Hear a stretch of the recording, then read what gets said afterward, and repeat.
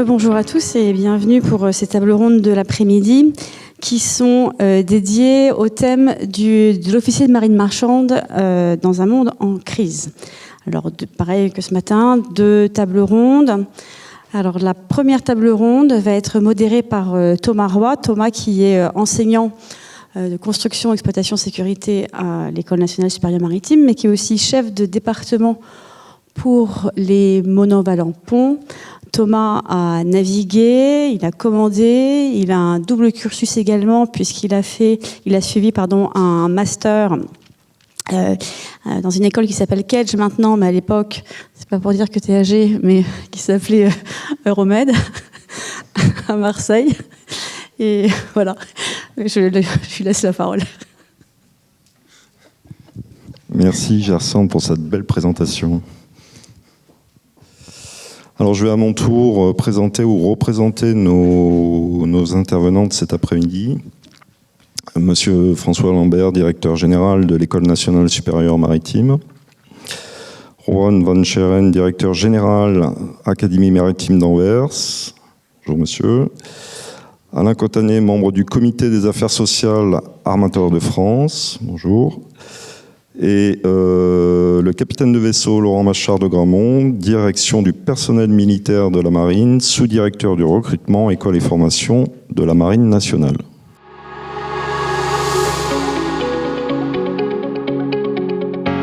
Premier atelier de l'après-midi sur le thème « Quelle stratégie pour satisfaire les besoins des armements européens ?» Pour vous, monsieur le directeur général. Donc aujourd'hui, directeur général de l'ENSM, après avoir été directeur de cabinet d'Annick Girardin, ministre de la Mer et artisan du Fontenoy du Maritime. Pouvez-vous nous expliquer de quoi il s'agit et comment l'ENSM y répond ? Rebonjour à tous. Effectivement, j'ai eu la chance dans le passé, ça a été dit pudiquement par Antoine Andouche ce matin, de m'occuper de certains sujets de flotte de commerce. On avait animé en interministériel un exercice qui s'est appelé le Fontenoy du Maritime. Alors l'interministériel, c'est la rencontre entre différents ministères. Et à la fin, vous avez une grande salle dans laquelle il y a différentes personnes qui discutent, ils sont issus de différents ministères, ils ont des intérêts différents. La plupart du temps, ils concluent à rien. Mais parfois, ça conclut à quelque chose. Et on a réussi avec l'équipe du ministère de la Mer, parce qu'on a été bien aidé par le secteur.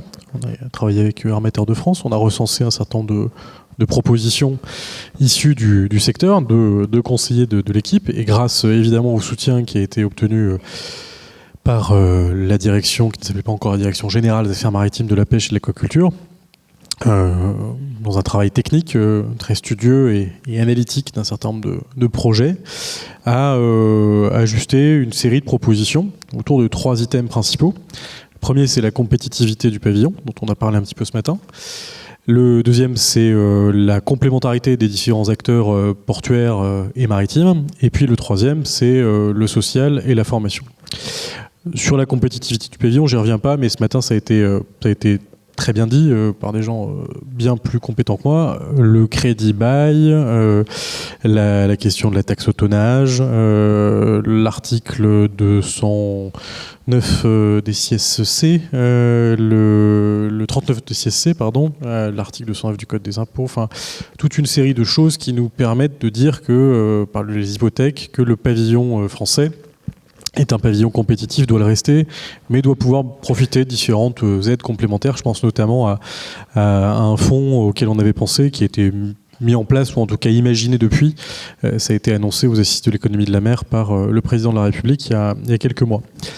Sur le volet complémentarité des différents acteurs, sur la chaîne logistique, déclaration d'intention certains chargeurs sont passés à l'acte.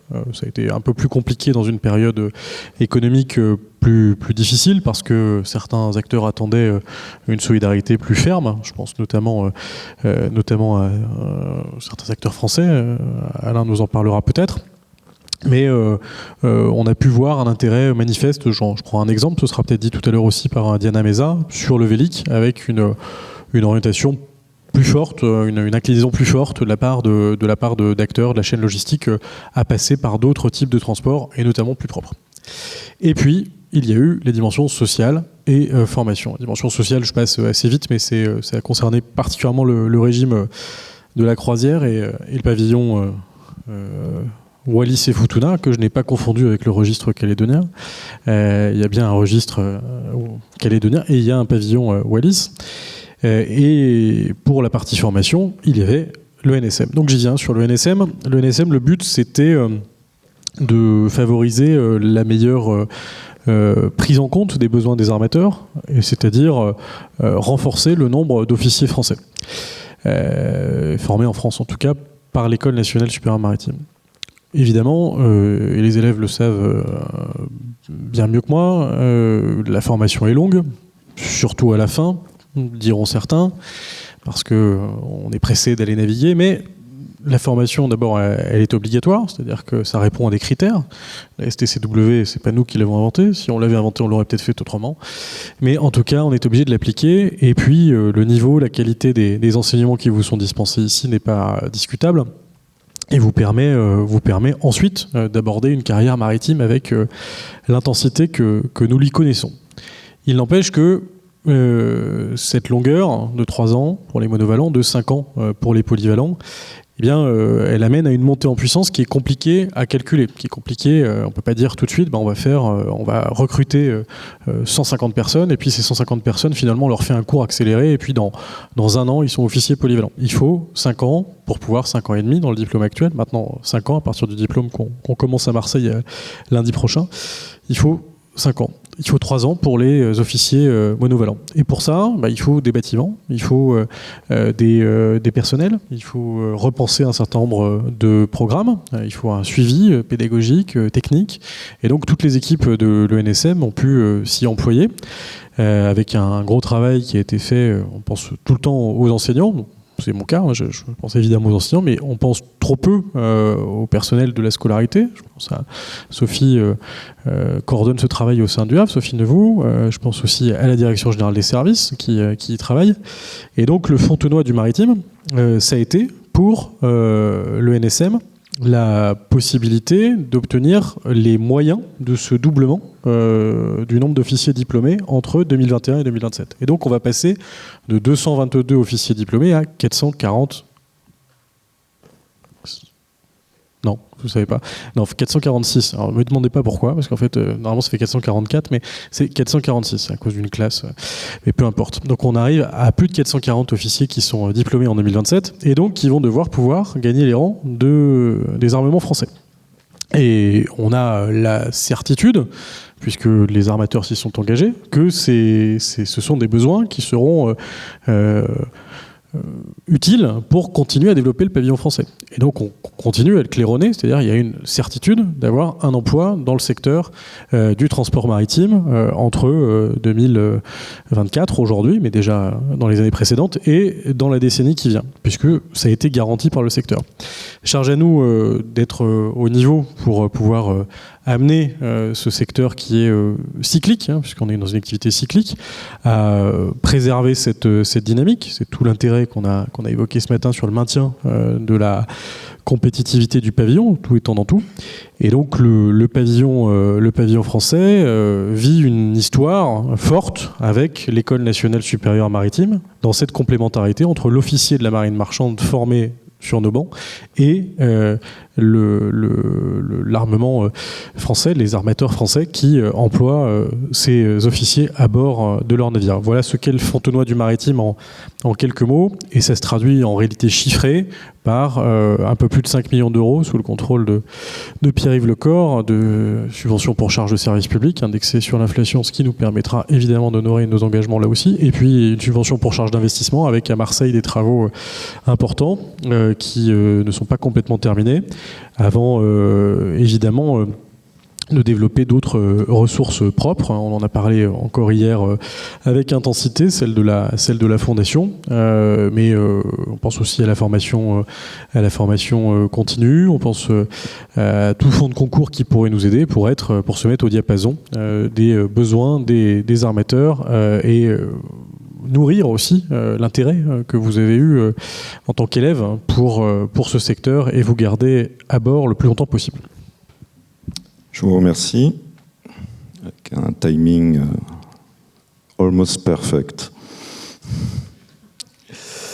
Alors justement, on va continuer d'explorer cette question en laissant la parole à Monsieur Van Scheren, qui est directeur donc de Landwehr Maritime Academy, qui est le cousin belge de l'ENSM. Alors cette pénurie d'officiers de la marine marchande, nous savons qu'elle est généralisée. Pouvez-vous nous faire un état des lieux de l'emploi des navigants qui sont formés à Anvers ? Bonjour. Les armateurs recrutent d'une manière très agressive. C'est le moins qu'on peut dire. Donc, chez nous aussi, chaque étudiant qui sort est parti en mer. Et ça ne va pas changer dans le futur proche. En Belgique, quand on regarde les défis locaux, on peut en identifier quelques-uns. Évidemment, l'approvisionnement domestique est assez limité. En Belgique, on est un petit pays. En 2022, les chiffres fédéraux montrent qu'il y avait environ 3000 marins qui naviguaient sur différents pavillons. C'est pas beaucoup, mais il y en a aussi pas plus. Donc, c'est très dur d'attirer de jeunes dans le secteur compétitif. Quand on compte avec ça, quand on regarde les armateurs belges, on en a quelques-uns, environ 80% du personnel qu'ils embauchent ne sont pas de nos régions. Donc ça veut dire qu'ils recrutent vers l'extérieur pour simplement avoir suffisamment de personnel à bord pour opérer leur navire. Donc c'est vraiment un défi. Une des remarques qu'on reçoit souvent des armateurs envers notre académie ou envers les alumni, c'est qu'il n'y a pas de loyauté des marins. Ils vont aller naviguer après l'académie, ils naviguent pendant 2-3 ans et puis ils vont chercher d'autres opportunités. Et je crois que là, il y a vraiment un défi pour le cluster maritime pour y apporter une solution. Ce n'est pas à nous, comme académie, pour apporter une solution à cela. C'est la compétitivité des armateurs, des compagnies à terre qui recrutent et offrent différents moyens d'emploi, différents contrats d'emploi. La compétition sur le marché, quand on regarde les gages, là aussi, même sur le plan européen, il y a des différences. Donc ça veut dire que même en Europe, on a une concurrence entre armateurs pour le recrutement d'étudiants ou de jeunes officiers et d'officiers futurs. Ça, c'est aussi un défi qu'on doit prendre, qu'on doit relever. Certainement aussi quand on regarde sur le plan international. Puis encore aussi la concurrence mondiale. La concurrence mondiale où de temps en temps on joue avec de différents critères. On a évidemment des certifications STCW imposées à travers EMSA provenant de l'OMI, mais de temps en temps, il y a encore d'exigences additionnelles régionales, nationales envers les institutions académiques qui rendent la position des sites d'entraînement académiques un peu plus dure vis-à-vis les autres dans le monde entier. Et tout cela, en fait, c'est une question de flexibilité. Donc, quand on regarde le monde qui change, les armateurs, les procédures, les processus, les contenus, nous aussi, comme institution, nous devons être capables de changer très vite de direction, de s'adapter. C'est une flexibilité dont on a besoin. Et certainement, quand on regarde les certifications, la reconnaissance mutuelle. Même en Europe, c'est pas si facile que ça. Donc, même entre voisins, ce n'est qu'il y a 2 ans que le Benelux, la Belgique, les Pays-Bas et le Luxembourg, a signé un accord pour la reconnaissance mutuelle des STCW. Il était temps, hein? Donc, il y a encore beaucoup d'opportunités ici en Europe, même au sein de l'Europe, pour promouvoir la mobilité d'étudiants, simplement pour délivrer les quantités nécessaires pour les industries. C'est pas pour nous, c'est pour l'industrie, c'est pour la société qu'on a tous en commun. Je crois que c'est quelques défis que j'ai identifiés. Je vais en laisser là pour le prochain. Merci. Merci. Alors, je ne sais pas si on prend des questions au fur et à mesure ou à la fin. D'accord. Moi, j'ai envie d'en poser une. Vous avez évoqué l'adaptation du cluster maritime, des armateurs, des académies. L'ASTC est quand même figé sur ces bases. Est-ce que pour vous, il faut que ces textes de formation se réforment plus vite, puisque ça constitue quand même un carcan au niveau de la mobilité de nos formations? La réponse, c'est oui, il faut qu'elle se réforme, c'est obligatoire. Il y a eu 2 réformes majeures sur ce texte, enfin une création puis une réforme majeure en 2010, et auparavant c'était 95.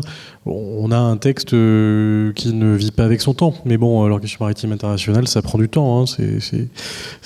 Voilà, il faut mettre à l'ordre du jour de tel ou tel comité qui lui-même va examiner telle possibilité pour un État de s'inscrire dans telle ou telle réglementation. Donc moi j'ai 2 réponses à ça. La première, c'est que je fais confiance à l'intelligence collective et notamment à celle des enseignants pour pouvoir adapter ce qui est une base. Je fais aussi confiance à l'inspection générale de l'enseignement maritime pour ne pas être trop sourcilleuse. On a, comme en Belgique, une autorité académique, une forme de rectorat qui nous dit attention, là vous allez un petit peu trop loin par rapport au programme, là vous n'allez pas assez loin. Donc on doit être vigilant par rapport à ça, et on sait ce que ça a pu nous coûter au Havre il y a quelques années. Donc il faut être extrêmement vigilant par rapport au nombre d'heures de cours, par rapport au savoir nécessaire à dispenser pour obtenir un diplôme. Ça, c'est le premier aspect. Puis le second aspect, et je suis obligé de le dire de manière un petit peu désagréable, c'est aussi ce que les élèves veulent en faire. Or, la salle est assez magnifique, mais elle est d'autant plus belle quand elle est pleine. Dites-le bien à vos camarades, et j'aurai l'occasion de le leur dire aussi, ce type de conférences dans lesquelles on veut vous inscrire, c'est aussi pour vous faire réfléchir à d'autres choses. L'Europe est-elle maritime? C'est pas au programme de la STCW. Charge aux étudiants qui sont ici de pouvoir vivre leur vie d'étudiant comme on doit la vivre, c'est-à-dire en s'ouvrant vers d'autres types de matières que la seule STCW, en allant vers des projets personnels, individuels, collectifs qui pourraient vous amener à sortir du seul cadre de la navigation, parce que demain vous n'en ferez peut-être plus. D'ici à 15 ans, il y a 90%, après 15 ans après la sortie de l'école, il y a 90% des personnes qui sont passées par ces bancs qui ne naviguent plus, c'est un fait, il faudra inventer autre chose, faire autre chose, et c'est à partir d'ici que ça se construit. Donc naviguer le plus longtemps possible, mais préparez-vous à la suite. Donc ce texte, oui, il va se réformer. D'ailleurs, il y a une réforme qui est en cours. Là, on y participe avec l'école. On a été sollicité par la Direction générale des affaires maritimes pour ce faire, dans une méthode qui n'est pas complètement claire comme de l'eau de roche pour moi, mais on va y arriver. Il faut mettre au centre du jeu les problématiques de demain, c'est-à-dire s'adapter par ce texte à ce que sera la navigation demain. Donc comment on s'inspire de la Marine nationale sur les questions de souveraineté, de dronistique, comment on aborde la question de la téléopération des navires, comment on fait en sorte d'éviter que les élèves soient comme des poules devant un couteau quand on leur parle de méthanol ou de biofuel ou d'hydrogène parce que c'était pas au programme. Ça, il faut pouvoir l'adapter. adapter. Et puis, je tiens à dire qu'au-delà de la STCW sur des formations initiales, qui sont des formations longues, nous avons la STCW qui est présente aussi sur des formations plus courtes, sur de la formation professionnelle, et pour pouvoir répondre à un besoin opérationnel des armateurs qui, doit nous permettre de réformer plus structurellement un certain nombre de cours. Prenez un travail qui nous est fait suer sang et eau, l'électrotechnicien. Les métiers d'électrotechnicien qui sont aujourd'hui la formation d'électrotechnicien qui est prévue dans le cadre de l'électrotechnique, de l'électronique et des automatismes dans le programme de polyvalent, mais aussi dans le programme de monovalent machine, eh bien, cette compétence-là, elle n'est pas promue dans les suites de la carrière dans la marine marchande. Or, certains armateurs en ont besoin. Et demain, cette compétence, elle pourrait être promue si jamais le cadrage évolue. Charge à nous en interne de le faire évoluer. L'arrêté, ça ne reste qu'un arrêté ministériel. Le directeur général, pas moi, le directeur général des affaires maritimes, il a une délégation de signature pour signer cet arrêté à la place du ministre, si jamais ça correspond à ce que souhaite le secteur. Et donc, faire en sorte que l'intelligence artificielle, les questions de transmission puissent trouver une place, téléopération puisse trouver une meilleure place dans cette formation ETO, nous on y est tout à fait ouvert pour renforcer l'intérêt, l'attractivité dans la carrière. Donc oui, ça doit pas être un dogme, ça doit évoluer et on a notre place à trouver pour faire la plus grande part à l'attractivité du secteur. Merci.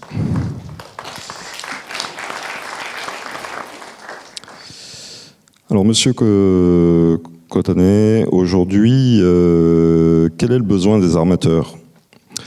Nous parlons principalement des officiers, car nous sommes à l'ENSM, mais pouvez-vous plus largement nous parler de l'ensemble des équipages? Et quelles sont pour vous les perspectives à horizon 2027-2034? Oui, bonjour. Donc, je vais répondre précisément là, dans un premier temps sur la question pour les équipages et dans les perspectives. On avait fait une enquête en 2021 sur les projections en 2027 et le besoin d'officiers était chiffré à peu près 1715 officiers à horizon 2027. Donc avec 245 officiers polyvalents en moyenne par an et puis 330 officiers monovalents sur les 7 ans. Et ça ne concernait, ces chiffres-là, c'est toujours imprécis, ne concernaient que les compagnies qui avaient répondu ne représentaient que 42% des marins du secteur. Donc, on sait qu'on pourrait, pour donner des chiffres, c'est très difficile, mais déjà, sur ceux qu'on avait réussi à obtenir, on arrivait à cette partie-là et on pouvait largement anticiper pouvoir doubler. Là-dessus, concernant les personnels d'exécution, le besoin sur 7 ans était plutôt entre 1100 et 1130, c'est-à-dire 160 besoins par an, essentiellement concentrés sur des secteurs du ferry qui emploient beaucoup plus facilement les personnels d'exécution. Le besoin en général, donc d'une manière générale, on est confronté à un système international où il existe des rémunérations minimum pour les personnels d'exécution, des salaires ETF, qui sont appliqués à l'international par la plupart des compagnies, à l'exception des navires ferry et des navires intra-européens, où généralement on a affaire à des salaires qui correspondent aux salaires des pays SMIC et autres. Pour les officiers, même s'il existe des barèmes minimaux internationaux, il existe un marché de salaire des officiers qui va largement au-delà des barèmes. Et donc l'ensemble des aides européennes, enfin des aides françaises en tout cas, telles qu'on les connaît aujourd'hui, exonération de charges et autres, permettent de rapprocher le coût de l'officier français du marché de l'officier européen. Donc les besoins, depuis de nombreuses années en tout cas, la qualité des officiers européens, elle est reconnue. Ce ne sont pas seulement des conducteurs de navires, ils sont capables de faire beaucoup plus que ça. Pour donner quelques exemples de ça, les besoins, c'est d'avoir surtout des navires qui soient autonomes. On s'attache beaucoup à ça sur les navires de service, par exemple, des navires qu'on projette au milieu du Pacifique pour des durées importantes, il faut qu'en cas de pépin, avec des équipements complexes à bord, les équipages soient à même d'être autonomes sur le dépannage, sur le fonctionnement. Ces équipements-là, si je prends des câbliers par exemple, ça peut concerner l'ensemble de treuils, d'équipements de mise à l'eau d'engins sous-marins, les engins sous-marins eux-mêmes, et tout ça, on doit avoir des équipages autonomes. Donc là, il y a vraiment un besoin de qualification très importante qui n'est pas forcément identique entre les marins, les officiers d'Extrême-Orient, on va dire, et des officiers européens. Donc là, il y a un gros besoin. On voit quelque part avec l'arrivée de développement de navires méthaniers et autres que les navires qui arrivent en France, on parlait ce matin, 26 navires qui arrivent en France aussi, le système de financement est certes intéressant, mais la qualification des marins n'y est certainement pas pour rien non plus.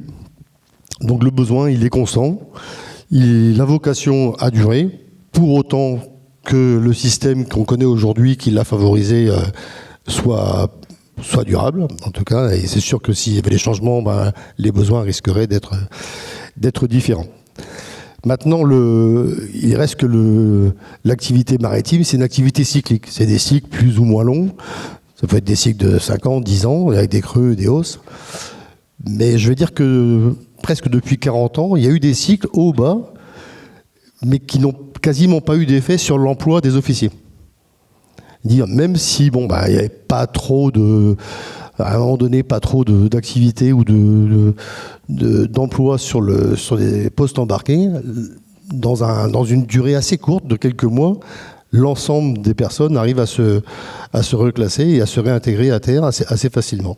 Et ça, c'est des choses qui vont certainement être facilitées aussi par la reconnaissance du titre d'ingénieur qui a vocation à aborder et à aider ça. Donc en tout cas, j'aurais tendance à conclure que le besoin, il est important, il est durable. Il y a une pénurie aujourd'hui, tout le monde le dit, il faut continuer à chercher et à développer. Et finalement, c'est quand même une bonne formation et il faut continuer dans ce sens-là. On va passer la parole donc au commandant de Gramont. Donc la pénurie d'officiers touche également, vous allez peut-être nous le confirmer, la Marine nationale. Quelles sont les principales stratégies mises en place pour attirer et fidéliser de nouveaux marins dans la Marine nationale ? Alors, je vais juste pour commencer, je vais peut-être vous décevoir ou vous rendre envieux, mais sur la catégorie purement des officiers, j'ai pas de problème pour recruter. Donc ça, c'est une chance, mais j'ai aussi bien entendu les ambitions que vous avez ici de doublement à 2 personnes près de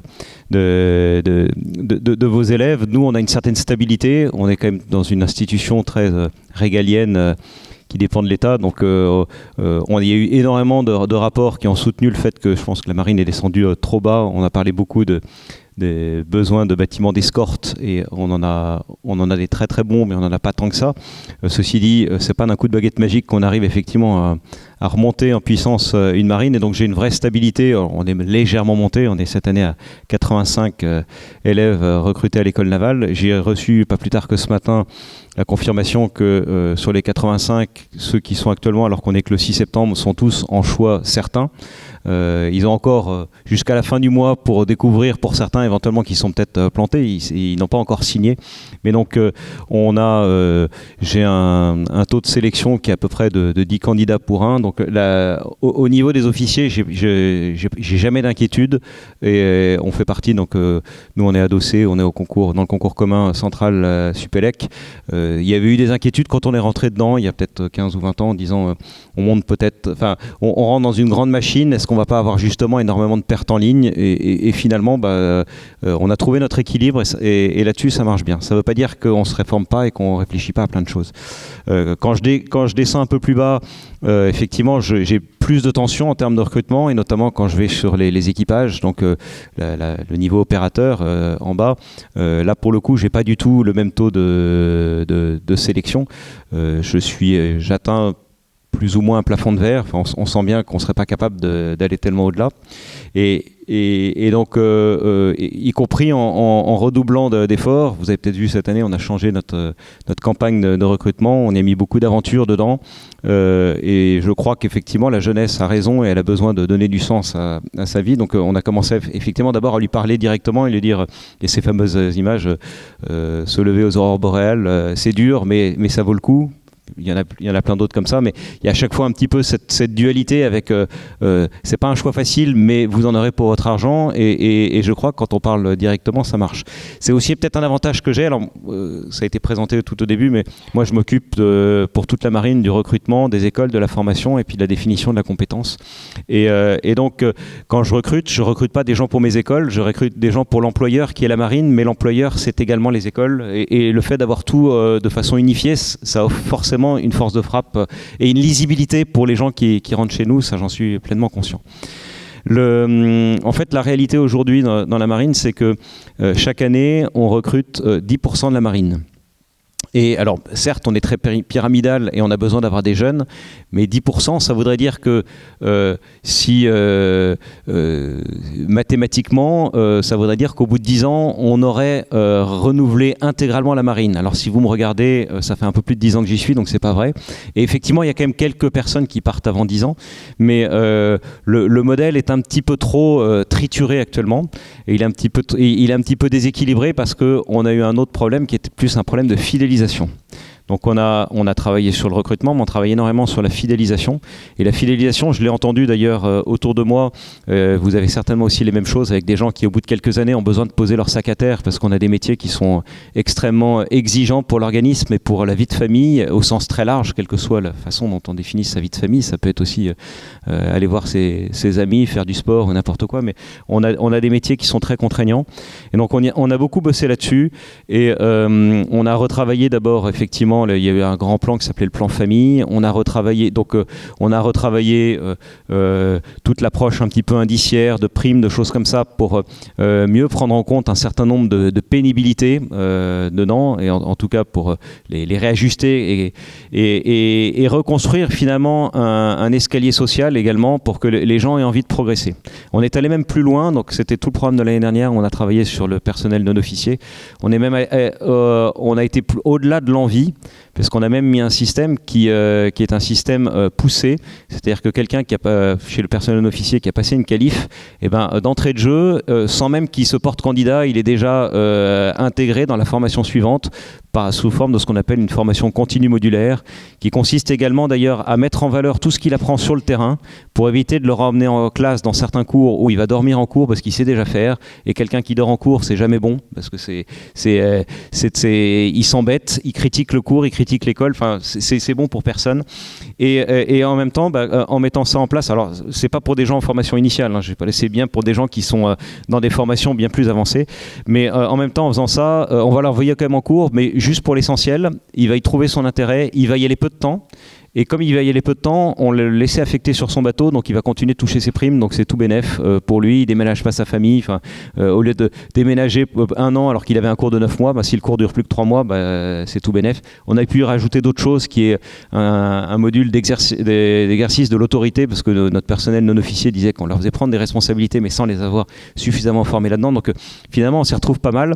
Et du coup, la personne a beau n'avait jamais avoir dit qu'elle était candidate pour passer ce brevet supérieur, on l'appelle comme ça, en fin de compte, il a déjà commencé sans le savoir à cocher des cases, et donc il est dans un flux poussé et dans un flux dans lequel on va l'amener au départ sans qu'il s'en rende compte, et puis à la fin où il va se rendre compte qu'il a plus grand chose à faire pour passer à l'échelon du dessus, et que cet échelon du dessus va lui apporter quelque chose. Donc on avait quand même pas mal de gens qui disaient en fait je suis bien là où je suis, qui étaient un peu rentrés dans une forme de flemmardise, et on espère effectivement beaucoup plus motiver les gens comme ça.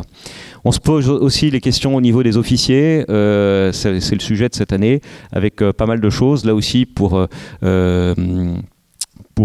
pouvoir rééquilibrer un petit peu nos vies tout en étant au rendez-vous des enjeux technologiques de demain qui sont énormes. Et dans ce cadre-là, moi j'ai été recruté dans mon poste l'année dernière parce que j'avais travaillé avant sur un grand groupe de travail qui s'appelle BY 2030. J'étais même celui qui dirigeait le projet, et qui consiste à pas mal réformer l'école navale et à commencer par sa recherche en la en la sortant de son isolement. Donc l'Enveoc, c'est compliqué quand on va voir les chercheurs à Paris qui nous disent l'Enveoc, je sais pas où c'est. Et en plus de ça, quand je vois où c'est pas au bout d'une ligne de TGV, et donc c'est compliqué d'y aller. Donc ça commence par des choses toutes simples comme ça, hein, sortir de l'isolement. Mais finalement, derrière c'est bien plus complexe et bien plus intéressant. Ça a été évoqué ce matin déjà dans certaines questions. Notre ambition, c'est bien de partager beaucoup plus de choses, d'être beaucoup plus en interaction avec d'autres écoles, avec des partenariats, d'avoir des recherches qui sont beaucoup plus en interaction.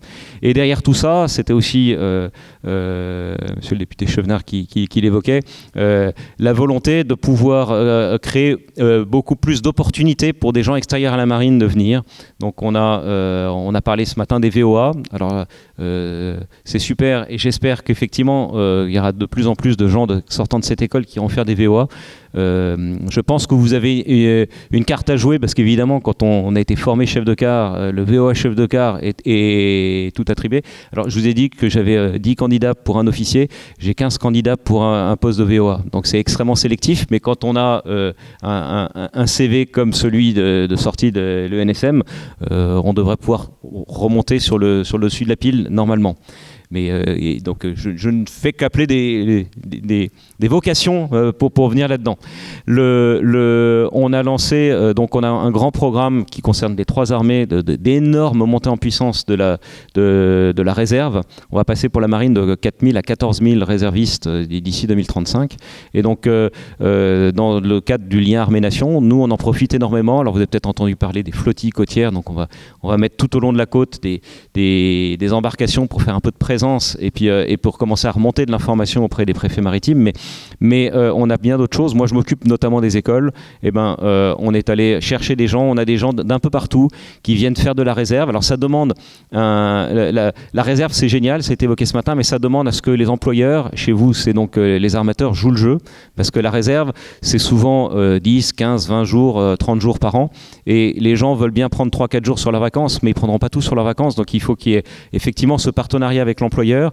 On a aujourd'hui, moi dans les écoles, des gens de l'éducation nationale qui disent « moi ça me parle, j'ai 40 ans, je sers mon pays d'une certaine façon, mais ça me parle de mettre de quelques jours un uniforme, parce qu'on va les mettre en uniforme, et d'aller enseigner mon domaine, l'anglais, le français, les maths, pour aider des gens qui ont des difficultés là-dedans dans vos écoles pour monter. » On a des gens de chez des grands groupes, de chez Dassault, et donc là on change notre façon d'enseigner, parce que quand on a des gens qui travaillent sur la guerre électronique du SCAF ou du PATMAR Futur qui viennent enseigner chez nous, au lieu d'avoir des profs qui étaient plutôt des anciens de chez nous, donc qui enseignaient sur les technologies des armes d'il y a 10 ans, ben là on en a là qui viennent enseigner sur les technologies des armes de dans 15 ans.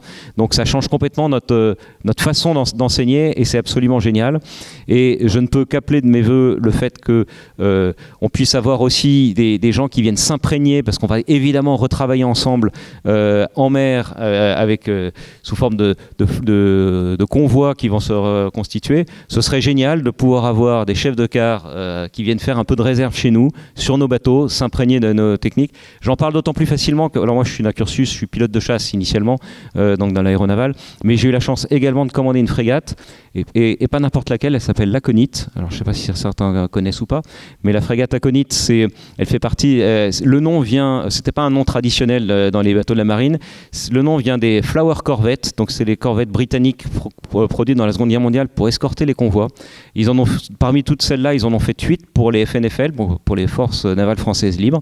L'Aconite était commandée par le lieutenant de vaisseau Levasseur, c'est un capitaine au long cours de la marine marchande qui, compte tenu des circonstances, avait rejoint évidemment le côté militaire. Et elle était célèbre parce qu'en mars 1943, dans la même journée, en moins de 12 heures, il a coulé 2 sous-marins, donc comme quoi il n'y a pas besoin de faire énormément de tactique, même si je pense qu'il s'en est imprégné et puis que les technologies ont évolué. D'ailleurs, le deuxième, il a coulé carrément à l'ancienne parce qu'il l'a éperonné. Donc il a coulé 2 sous-marins. Le deuxième venait de couler la frégate britannique qui commandait tout le convoi, donc pour dire quand même l'importance de la chose. Il a été décoré par le général de Gaulle, c'était dans mon carré, et on avait les photos.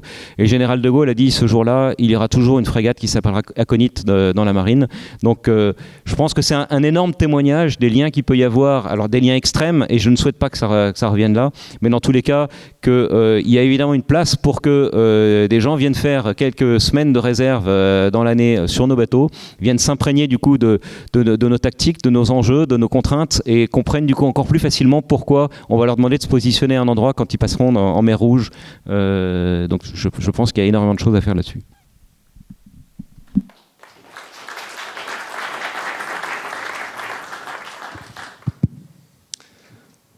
Je vous remercie. On va commencer un deuxième tour de table. En focalisant peut-être un petit peu plus sur l'emploi, même si certains points ont déjà été plus ou moins abordés sur ce premier temps de parole.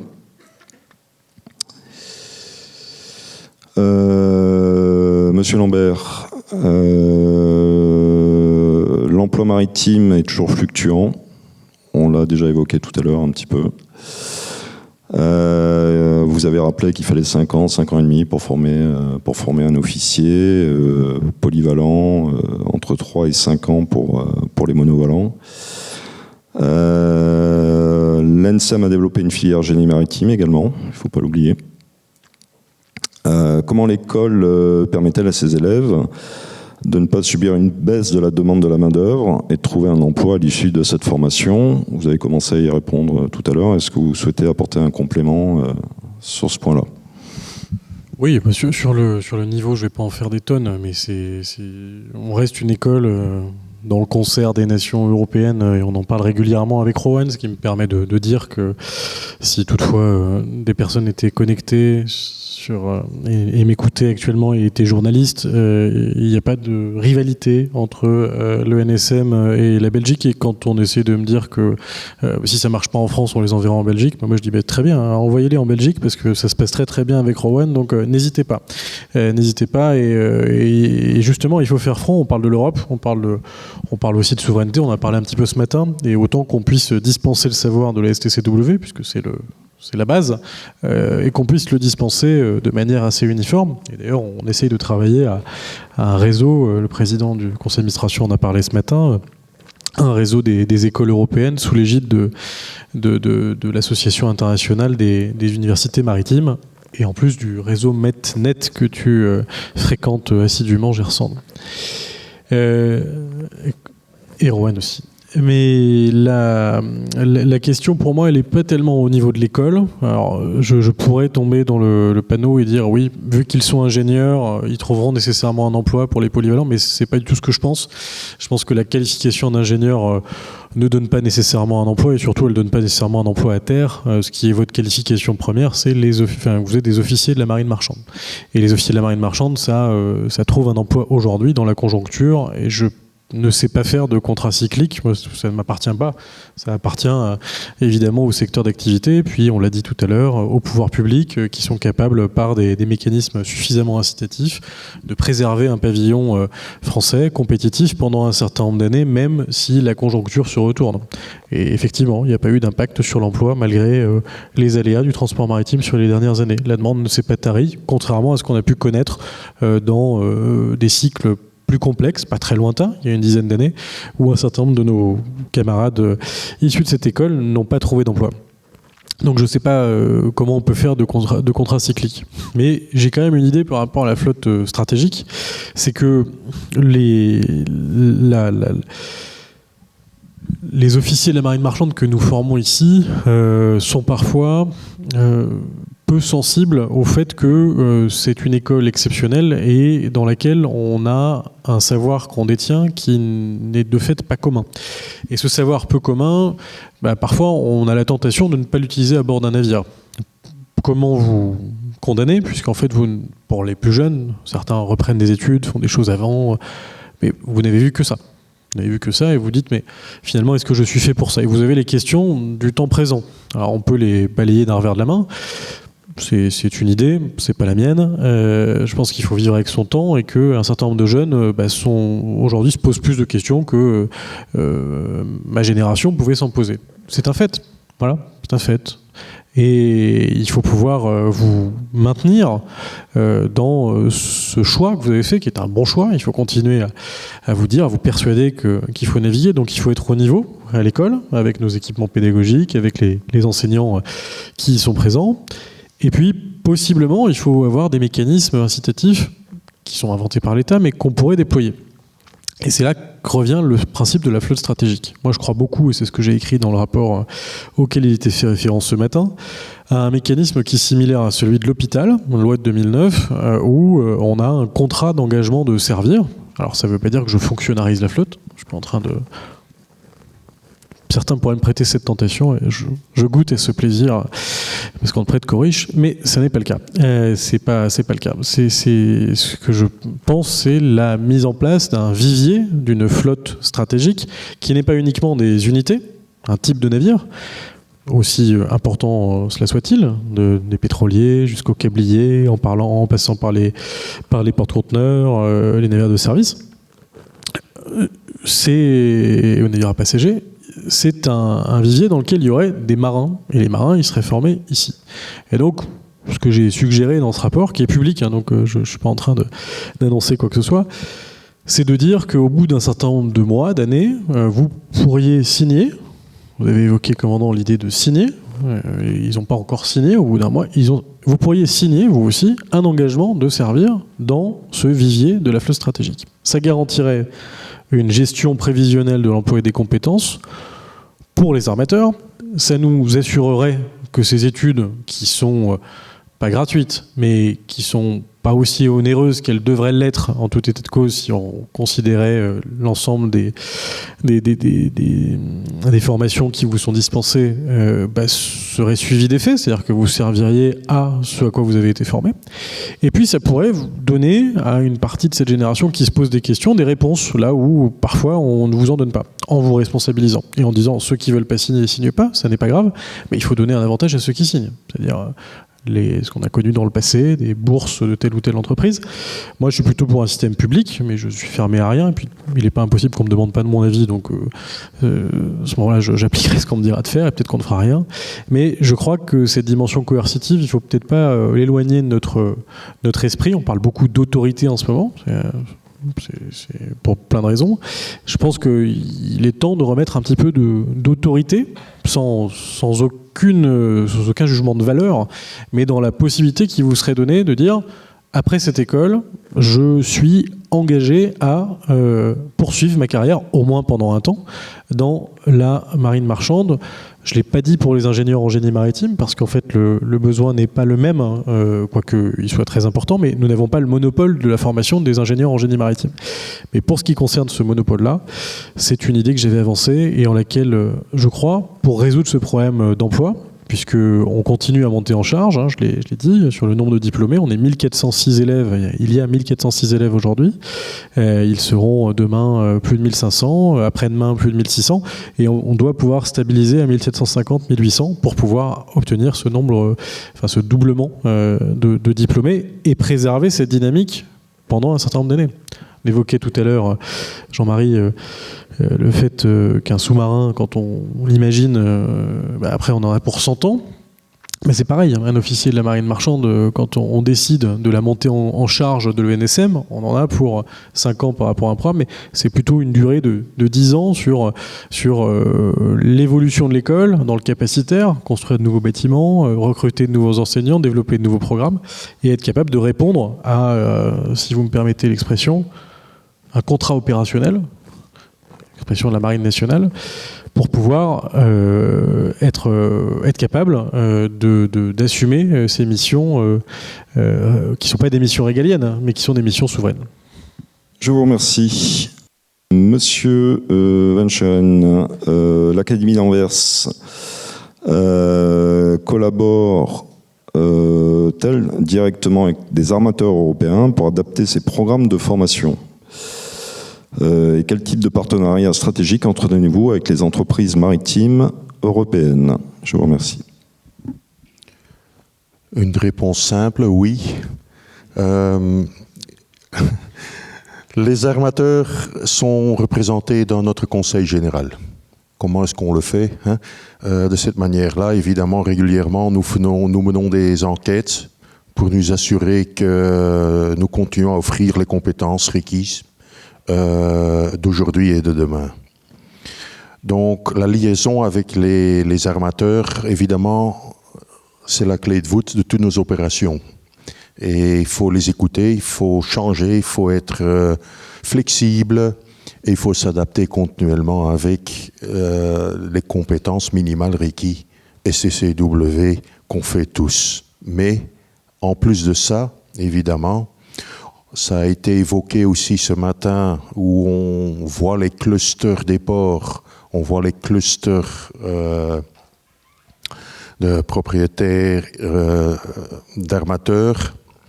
Et je crois que les instituts d'enseignement doivent aussi s'approcher pour répondre et de devenir un cluster d'enseignement en Europe. Et c'est pour ça que j'apprécie ce qu'on fait ensemble. Et quand je vois les résultats des 2 dernières années qu'on a fait ensemble au niveau de recherche, au niveau d'échange, je crois que c'est le trajet à faire. Parce que les exigences des armateurs, les exigences des ports, de toute la communauté maritime qui regardent vers nous pour apprivoisonner, pour donner, offrir les jeunes avec les bonnes compétences, on peut pas le faire tout seul.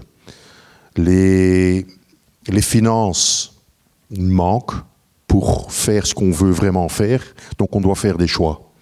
Et c'est uniquement en retrouvant des collaborations avec des institutions de très haut niveau, comme ici, et en travaillant ensemble, qu'on va être capable, comme institution individuelle, de surmonter et d'offrir ce que les armateurs demandent. Donc, tantôt a été dit aussi, Europe ne change rien. Je veux quand même qu'Europe fasse quelque chose et change quelque chose.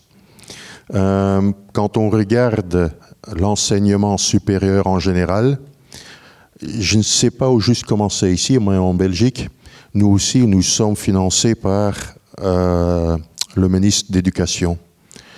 Et le monde maritime est vraiment stratégique, ça on le sait tous, mais c'est un petit monde.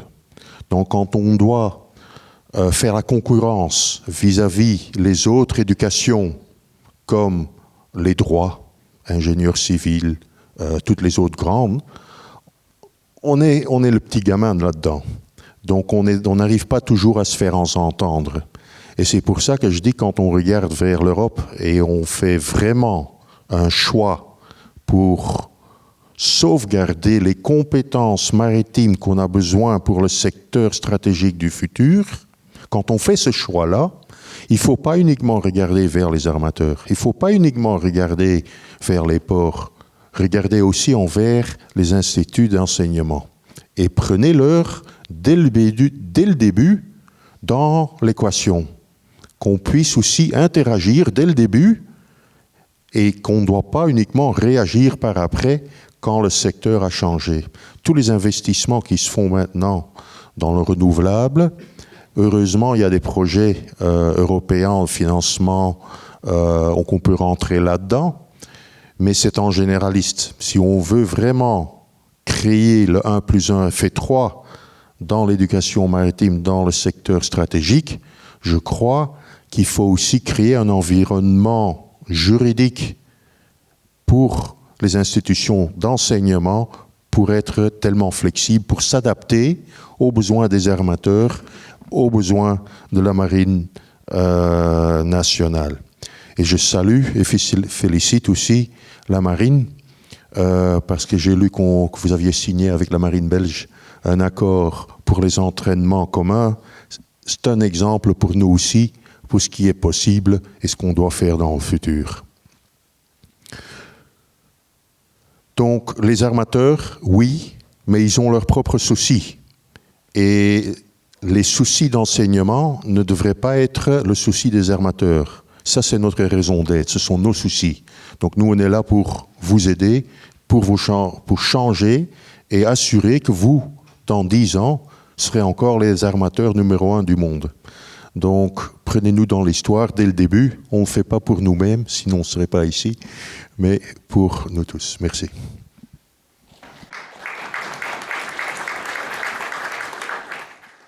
Merci pour cette intéressante réponse.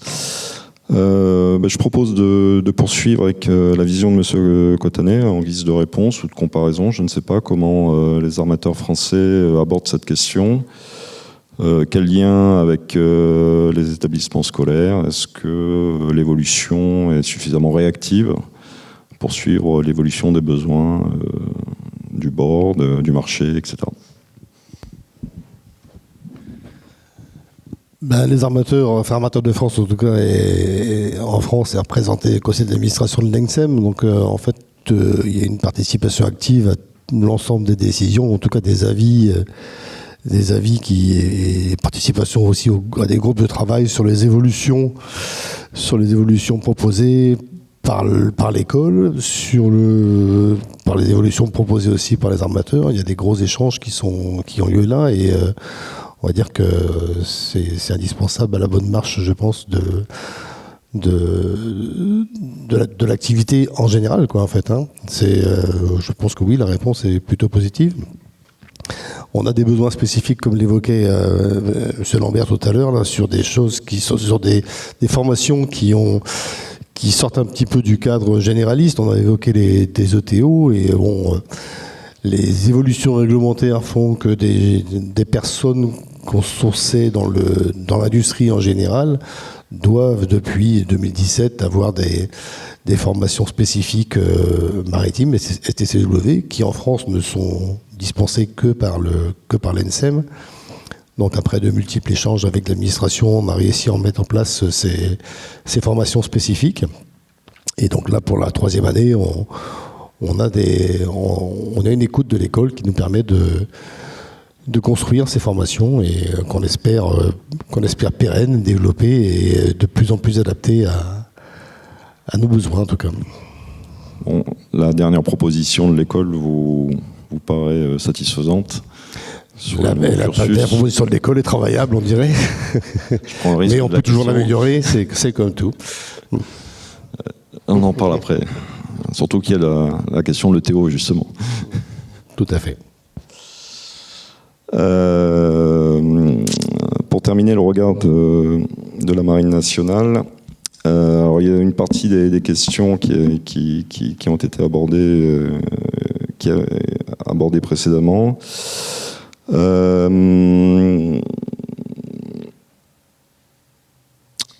Au regard de l'évolution de la situation géostratégique du moment, vous avez évoqué qu'il n'y avait pas que vous arriviez à pourvoir tous vos besoins aujourd'hui. Est-ce que vous anticipez une évolution des effectifs de façon conséquente dans les années à venir? Est-ce que c'est quelque chose qui est dans vos préoccupations? Et deuxième partie de la question sur le maintien des compétences, mais je crois que vous l'avez déjà évoqué tout à l'heure. Donc,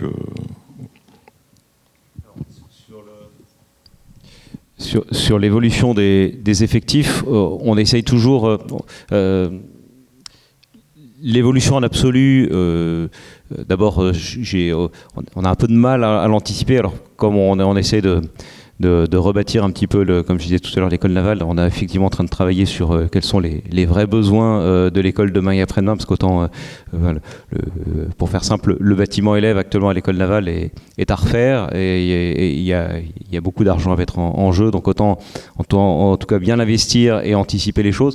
Comme je disais, c'est pas très simple, parce qu'on a à la fois une problématique de lisibilité politique, et je ne parlerai pas forcément que de l'actualité, mais la politique changeant tous les 5 ans, et nous, comme on s'inscrit sans aller jusqu'aux 100 ans de vie du sous-marin nucléaire, on a quand même besoin d'une grande anticipation. Donc je dirais que la marine a du mal à encaisser les très grands coups de barre dans ce genre de domaine. En revanche, ce qu'on anticipe beaucoup plus, et pour ça j'ai créé un bureau au 1er janvier qui s'appelle le bureau de pilotage des métiers et de la compétence, justement, c'est cette évolution des compétences qui a beaucoup d'enjeux. derrière tout ça, derrière ces compétences, on peut y voir aussi d'ailleurs une évolution des grades, c'est-à-dire que les pyramides de grades sur nos bateaux ont profondément évolué. Autrefois, on devait avoir quelque chose comme 10 quartiers maîtres et matelots pour un officier à bord. Aujourd'hui, on a beaucoup plus d'officiers mariniers que de quartiers maîtres et matelots. On a des pyramides qu'on compare à une bouteille d'orangina ou un sapin de Noël, donc avec d'autres problématiques, parce qu'on a quand même besoin aussi d'un certain nombre de travaux relativement quotidiens ou de travaux de gardiennage, y compris quand on est en escale. Donc tout ça n'est pas forcément très simple. Et il faut qu'on soit capable de l'anticiper avec les technologies de demain. Donc j'ai créé un métier, justement, un bureau qui travaille sur ces domaines de compétences. On a parlé de drones, vous imaginez quand même que ce sont des métiers qui apparaissent et qui vont profondément évoluer, qui n'existaient pas il y a 10 ans. On peut parler de cyber, on peut parler de plein de choses comme ça.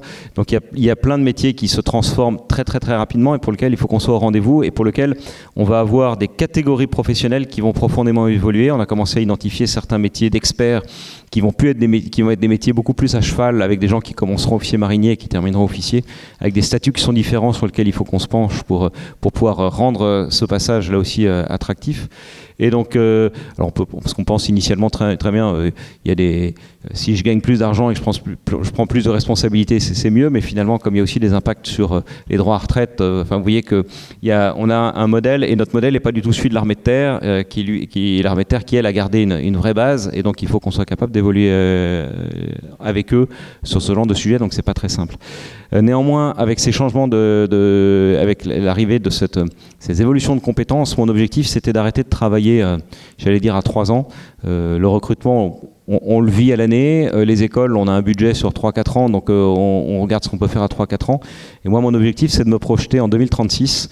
Pourquoi 2036 ? Parce que c'est l'arrivée du porte-avions de nouvelle génération et puis des sous-marins nucléaires lanceurs d'engins de nouvelle génération. Et je sais déjà que certains métiers seront les mêmes.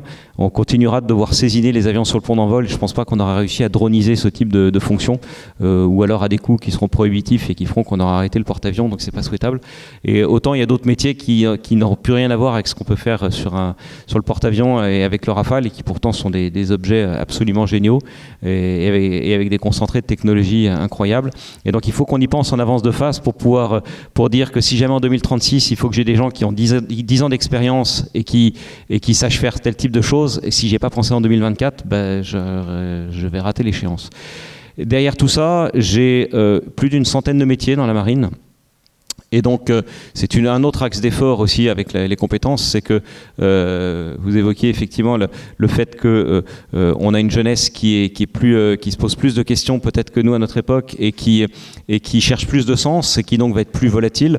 Nous, notre message aussi, c'est de dire, alors, comme je disais, j'ai une pyramide et c'est normal que les gens partent à un certain temps et c'est sain, ils peuvent partir après ça dans l'industrie, dans le domaine dans plein d'autres choses comme ça. Pour celui qui est rincé après 20 ans dans la marine nationale, partira peut-être pas comme personnel navigant dans la marine marchande, mais on en connaît pas mal qui sont partis dans la marine marchande, dans la partie plutôt stratégique, etc. Donc ça existe, j'en connais un moi qui continue de faire Calais Douvres tous les jours depuis au moins 15 ans après avoir fait du bateau et pilote de chasse, donc il y en a aussi qui aiment. Mais mon message aussi chez moi, c'est aussi de dire, comme j'ai plus d'une centaine de métiers, alors tous ne sont pas faits pour tout le monde, parce que ça va du cuisinier ou du maître d'hôtel jusqu'à l'atomicien, et on ne va pas passer de l'un à l'autre. Mais avant que les gens me disent c'était bien, maintenant j'ai envie de voir autre chose et aille voir ailleurs, j'essaye de leur dire mais on peut d'abord commencer à voir autre chose chez nous. Et parce qu'il y a pas mal de gens qui partent ailleurs en aimant la marine, enfin la plupart partent d'ailleurs en très très bons termes avec la marine, et donc on essaie de leur proposer autre chose, en tout cas lorsque c'est très jeune. C'est-à-dire que au bout de 15 ans de marine, 16 ans, 17 ans, c'est normal de commencer à se poser, de se projeter ailleurs. Mais quand les gens, au bout de 5-6 ans de marine, disent « j'ai besoin d'autre chose », oui, mais en fait, on ne peut pas te laisser partir comme ça parce que ta formation a coûté très très cher. Donc, on peut peut-être essayer de réfléchir un petit peu à ce que tu pourrais faire, à des évolutions. Et ça, c'est une question de compétences et qu'on travaille énormément. Donc, c'est un peu la façon dont on aborde le sujet. Je vous remercie. Nous arrivons au terme là, de cet échange. Est-ce qu'il y a des questions dans la salle ? Monsieur. Merci. Vous m'avez pris ma question sur l'engagement. Je trouve ça normal et naturel d'ailleurs. bravo pour la montée en puissance, mais il faudrait aller jusqu'à combien, justement, pour vraiment compenser ce turnover qui existe, apparemment. Au niveau des certifications de l'école, est-ce que vous êtes en phase avec, justement, les certifications européennes ou internationales? Alors j'en ai plusieurs. Hein. Est-ce que vous avez un réseau d'alumni? Parce que les alumni peuvent aussi peut-être valoriser ce que vous faites, valoriser aussi l'identité française, la formation française, et puis aussi participer aux réflexions d'optimisation. Est-ce que vous êtes intégré dans un réseau ou une dimension d'université européenne, soit avec des écoles, des instituts français, ou soit peut-être avec le réseau européen pour faire quelque chose de plus fort? Et puis j'en ai une dernière.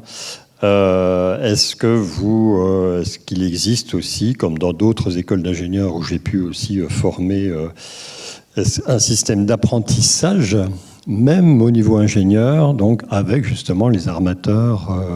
Voilà, merci. Merci à vous. Réseau d'alumni, c'est facile, il est là. Il va témoigner tout à l'heure, donc je vais te laisser en parler. Bastien Arcas, association Hydros. Structuration européenne d'un réseau, oui, donc le réseau METNET dont j'ai parlé tout à l'heure, mais qui est encore un peu fragile, mais bon, qui a posé des bases solides. Et on aimerait développer autre chose dans le cadre de l'Association internationale des universités maritimes. La notion de certification européenne, elle n'existe pas, parce qu'en fait, elle existe au niveau international. Et ce qui était vrai ce matin sur le fait que la concurrence mortifère entre l'OMI et l'Europe sur certains segments, et notamment la question de la décarbonation, où en fait on comprend plus rien de savoir s'il faut être d'accord avec le ETS ou si on doit être à moins 40 par rapport à 2008 ou à 2016. Enfin, plus personne ne sait rien. En fait, c'est la vision européenne qui est alternative à la vision OMI. Ça demande de la clarté. Enfin, en fait, on le sait très bien, mais la mise en cohérence prend parfois plus de temps que la compréhension réelle du problème. Donc là, voilà, il faut s'inquiéter. Au moins, nous, on a la Convention internationale sur la formation maritime, on l'applique, et effectivement, il y a une certaine harmonisation à l'échelle européenne, on essaye, mais c'est quand même des systèmes différents. Typiquement, ici, on fait des officiers polyvalents qui font le pont et la machine, là où en Belgique, il n'y a que de la monovalence. Vous retrouverez de la polyvalence au Danemark. Il n'y a pas beaucoup de pays qui font de la polyvalence. Mais enfin, la certification n'existe pas véritablement au niveau européen, mais progressivement, l'Agence européenne de sécurité maritime s'en préoccupe. Et même si elle a une portée dont on a parlé ce matin qui est satisfaisante, il ne faut pas qu'elle prenne trop d'importance au regard du dogme que représente la STCW dans ses limites que j'ai présentées. La question de l'apprentissage, c'est intéressant sous l'angle apprentissage au sens presque philosophique, donc on le fait déjà, c'est-à-dire que les élèves embarquent et puis ils alternent des périodes à terre, en mer. L'apprentissage tel qu'on le définit en France, on n'en fait pas, sauf sur la partie non navigant. Depuis cette année, mais sur des petites promotions. Là, il y a 8-10 personnes qui étaient impliquées. Moi, je suis pas forcément très partant sur la partie embarquée, parce que le retour des armateurs est pas complètement unanime sur cette pratique. Ah ben, arrivé en direct de New York, Guillaume Legrand. Je t'en prie. Non, je peux t'asseoir. Et il est comme ça dans la vie, en fait. Hein, et pour ce qui est du jusqu'à combien, en fait, nous, on a la question à se poser du capacitaire et des moyens dont on dispose, mais une nouvelle fois, c'est une option qui peut être donnée par la puissance publique. Si demain, Michel Barnier, qui vient d'arriver, nomme quelqu'un dans un ministère qui est chargé de la mer et qui considère que la question maritime, elle est au centre du jeu, indépendamment des enjeux budgétaires, et que le Fontenoy, il faut aller mais beaucoup plus loin, et que c'est n'importe quoi d'avoir juste 10 doublés, il fallait multiplier par 10, et que le programme d'investissement qui nous est attribué est multiplié par par 10, on recrutera, on développera et on ira dans le sens qui est la résolution du problème des armateurs aujourd'hui, qui disent que la pénurie, elle les empêche de développer le pavillon français. Et je crois à cette idée, pas forcément dans ces proportions, mais je crois à cette idée au moins de stabilité de ce qu'on est capable de sortir à compter de 2027. Donc, c'est-à-dire que si on devait retenir un chiffre, 440, 450 officiers diplômés par le NSM à compter de 2027, mettons jusqu'à 500 officiers diplômés chaque année, comme ça on fait un chiffre rond, ce serait pas mal pour stabiliser une vision long terme d'une réponse actuelle, contemporaine, aux aspirations des armateurs français. Merci. Moi, j'avais juste une question au niveau de vous parlez d'une signature, de s'engager. On s'engagerait auprès de qui? Auprès de nos compagnies, auprès des armateurs de France. Et dans ce cas-là, si on s'engage, derrière, comment seraient choisies en quelque sorte nos affectations? Aujourd'hui, on a la chance de pouvoir sortir de l'école et d'aller soit au conteneur, d'aller au gaz, d'aller au câblier. Est-ce que dans ce cas-là, on serait en quelque sorte à la merci des armateurs de France et on serait positionné dans les compagnies en fonction de nos classements à l'école? Ou comment cela va évoluer, quoi? Évoluer, je ne sais pas. Ça reste une proposition et ce n'est même pas encore instruit. Pour tout dire, je suis pas très content d'avoir rédigé un rapport pour qu'il soit à peine lu par qu'il soit pas mis en œuvre. Qu'on me dise que ça va pas, je suis un grand garçon. Hein. Si c'est pas intelligent, on le met de côté et puis c'est pas grave. Qu'on ne le considère pas, ça me gêne un peu plus parce que je pense que ça répond à un besoin actuel. Moi, tel que je l'ai formulé, donc comme une proposition, il s'agit de dire, vous signez, vous rentrez dans ce qui s'appelle un vivier de la flotte stratégique dans lequel cotisent l'État et les armateurs volontaires, qui eux-mêmes répondent à un cadrage, celui de la flotte stratégique, qui est défini comme une unité. On a dans la flotte stratégique définie par un arrêté ministériel, je dis n'importe quoi, l'État, le gouvernement a décidé ça, qu'il y a 4 câbliers, 10 navires à passagers, 20 porte-conteneurs, etc., etc. Et cette flotte stratégique, sa définition, sa dimension, donne ensuite la possibilité d'employer des personnes qui sont dans ce vivier de la flotte stratégique. Alors c'est un changement de paradigme assez fort par rapport à ce qu'on a aujourd'hui. Un certain nombre d'armateurs ne seront pas en accord avec cette position-là. Moi, je demande pas ce que ce soit mis en œuvre. Je demande juste à ce qu'on puisse en parler pour que on voit si cette solution peut répondre à la demande qui est celle à la fois des jeunes d'une certitude quant à l'avancée dans la carrière. Aujourd'hui, on a le choix, tu l'as dit, on a le choix en fonction de ce qu'on préfère, de la croisière, du porte-conteneur, du navire de service. On a le choix avec les différentes expériences. Demain, on n'aura peut-être plus le choix parce que la raréfaction de l'emploi fera qu'avec cette activité cyclique, il y aura une moindre possibilité de choix. Et puis, les armateurs peuvent, dans ce cadre-là, considérer que leur activité stratégique est donc compter sur un soutien public dont on parlait tout à l'heure, qui disent mais en tout temps, tout lieu, je suis capable d'œuvrer au service de la souveraineté nationale, en complément évidemment de ce qui est fait par la Marine nationale. Et c'est bien ça l'idée. Moi, la mise en œuvre, après, je n'en sais rien. Je pense qu'au départ, j'avais pensé que la fondation ENSM pouvait s'en charger, parce qu'elle n'était pas encore créée. C'est ce que j'ai écrit dans le texte, qui date de 2023. On peut tout à fait imaginer un groupement d'intérêt économique à part qui organise ça. Et effectivement, il y a fort à parier que si ça se met en œuvre, on prenne en compte des critères qui sont liés à l'expérience et possiblement à la notation et à la sortie avec un classement. Mais j'ai pas d'idée sur la faisabilité de la chose. Juste du coup, pour réagir à ça, est-ce que du coup, vous n'avez pas peur qu'en évoquant cette idée, vous ayez justement moins de monde à l'entrée, là où vous voulez doubler les capacités d'ici... J'ai peur de rien sur le principe. C'est-à-dire que non mais si je dis ça, c'est parce que ce qui était dit par le commandant juste avant, c'est qu'il y a quelques années, il y a une vingtaine d'années, la question s'est posée de savoir si l'école navale devait passer dans la banque pétée ou pas. Donc 2 ans de prépa, et puis noyé dans toutes ces grandes écoles d'ingénieurs. Mais où est-ce qu'on va vraiment trouver des marins là-dedans? Et en fait, on les trouve. Il y a beaucoup de candidats, une sélection qui est très importante. Alors, ils passent tous les mêmes concours, ils sont pas tous très motivés par l'école navale, mais ceux qui y arrivent sont très motivés par l'école navale et sont ingénieurs, en plus d'être marins, d'être officiers. Enfin, nous, là-dedans, la peur qu'on peut avoir, effectivement, c'est de troubler un peu par rapport à cet engagement qui sera un engagement de temps long. Mais j'ai pas dit que la signature se ferait au premier jour, à la première heure.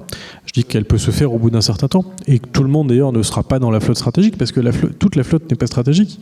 Dire que toute la flotte française est stratégique, c'est une hérésie. Moi, ceux qui étaient hier là au discours d'Étienne Méliani l'ont parfaitement compris. C'était mieux avant et très séduisant, mais il n'est pas très performant. On a une partie de la flotte française qui est parfaitement stratégique. On regarde un certain nombre de ressources qui nous sont indispensables. Il faut les évaluer, ça doit être prévu par la loi. C'est prévu par la loi, ça doit être prévu par le pouvoir réglementaire, et charge à nous de nous adapter dans un dispositif qui fait valoir la compétence du marin. Moi, je pense que vous êtes des marins stratégiques. Une partie d'entre vous sont des marins, enfin, vous êtes tous des marins, mais vous êtes une partie d'entre vous des marins stratégiques, sur des actifs stratégiques français. Et donc là-dedans, on pourrait faire coller cette réalité. Bonjour. François, je me permets de compléter et d'apporter un petit point de vue aussi. C'est un sujet dont on a souvent parlé, nous deux. Un sujet qu'au niveau d'Hydro, on trouve intéressant. Évidemment, il y a cette question de la contrepartie. On s'engage 5 ans dans une flotte stratégique. Les armateurs s'engagent à garantir 5 ans d'emploi pour ces personnes. Il y a ce sujet-là. Et après, je voudrais un petit commentaire sur les classements et les choix des armateurs. En réalité, les armateurs, ils choisissent déjà. C'est-à-dire qu'ils vont voir qui ils veulent prendre en entretien. Et effectivement, même si ce n'est pas un classement sortie école, les armateurs, ils ont le type de caractère, ils ont leurs préférences. Donc je ne suis pas sûr qu'ils cherchent spécialement à aller aux notes. C'est plus un type de caractère selon un type de navigation, selon des préférences. Donc ce n'est pas dans l'objectif des armateurs de forcer un officier à travailler sur son type de navire. C'est-à-dire que quelqu'un qui est passionné de passagers, j'imagine pas Louis Dreyfus l'obliger à rester sur un câblier, par exemple. Donc je pense que cette inquiétude n'est pas à avoir. Par contre, cet enjeu de visibilité à 5 ans, je trouve ça hyper intéressant. C'est-à-dire que vous sortez d'abord, vous faites vos 5 ans de scolarité en sachant que dans 5 ans, quoi qu'il se passe, vous avez un emploi pour 5 ans. Si demain vous allez voir une banque, vous leur dites, vous arrivez à votre 4e année, j'ai besoin d'un petit crédit, j'ai besoin de m'acheter un véhicule, etc. Pendant 5 ans, je suis sûr d'avoir des revenus. Il y a beaucoup de choses, en fait, ça va vous débloquer dans votre vie personnelle. Par contre, ça nécessite un engagement des armateurs sur ce sujet. Donc, j'espère que cette idée avancera. Merci. Il y a en France, il y a des écoles où il y a plusieurs types d'élèves. Il y a des élèves qui arrivent, ils ont passé un concours, ils rentrent l'école, et à la sortie de l'école, je pense à une école d'architecture là en l'occurrence, et à la fin de l'école, ils peuvent travailler pour des prestataires privés ou peu importe. Et il y a l'autre moitié de la promo, mais vraiment temps pour temps.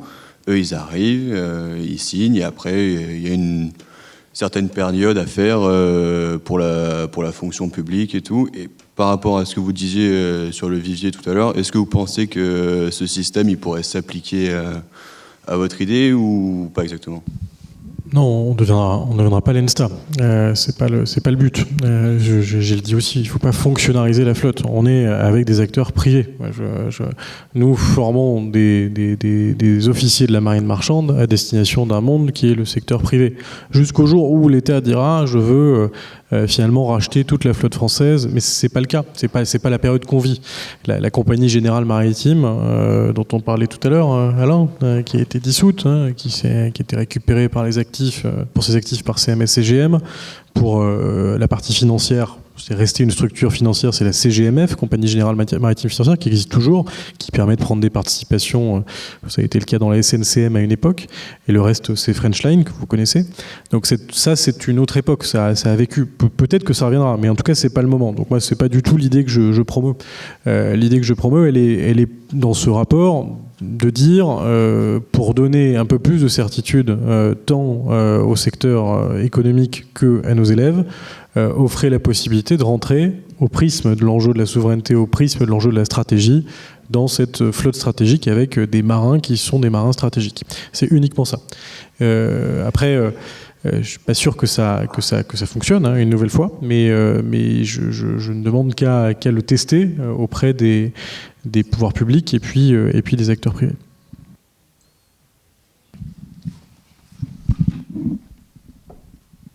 Je voudrais juste ajouter que cela joue chez nous aussi. Cette question-là, on l'approche d'une autre manière peut-être, où on est en train de regarder si on peut travailler sur le plan comme on a chez les médecins, où on a un temps d'enseignement et on a un temps de stage. Et est-ce qu'on pourrait travailler ensemble avec les armateurs, tous les enjeux de la communauté autour, de regarder le temps après les éducations comme un temps de stage et comme ça avoir des interconnexions.